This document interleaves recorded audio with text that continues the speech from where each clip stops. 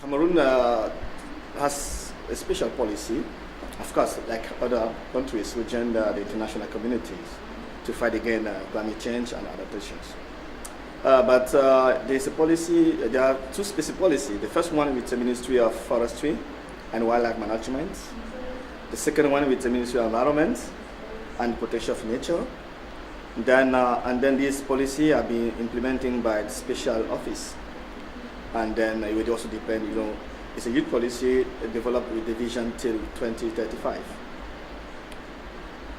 And what types of specific impacts are people concerned about? Is it drought or flooding or crop failures? Are there any specific issues that Cameroon you think faces? I suppose you're quite close to the north, to the Sahel, where that obviously is having increasing problems of desertification.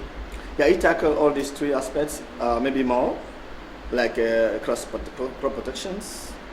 Like these policies are not working alone; they are working in synergy with other ministry of the countries, like Ministry of Agriculture.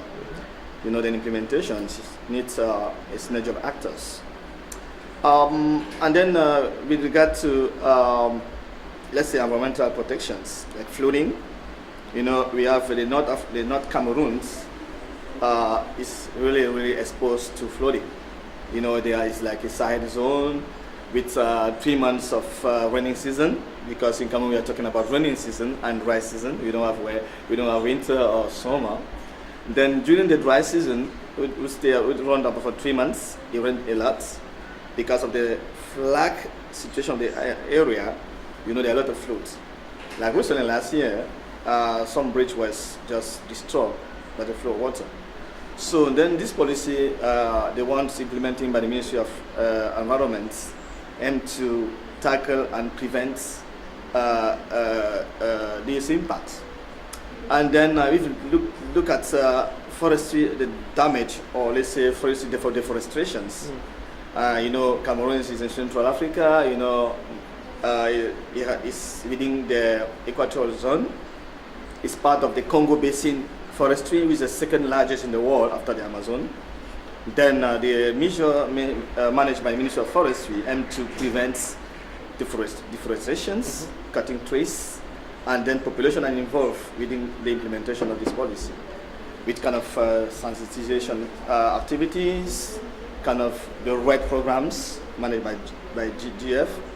GF has a huge program in Cameroon with the Ministry of Environment and Ministry of Forestry. And then I also evaluate one of these policy in 2007 with the Lake Chad Basin Commissions. It's within the Lake Chad in the North Cameroon. So then today we have let's say it's an iterative process, and then climate change to date, with scientists we still working to get some kind of standard, let's say, theory of change, of climate change, because it varies, and then sometimes we get lost to know the origin or the causes of some let's say negative impacts. Yeah.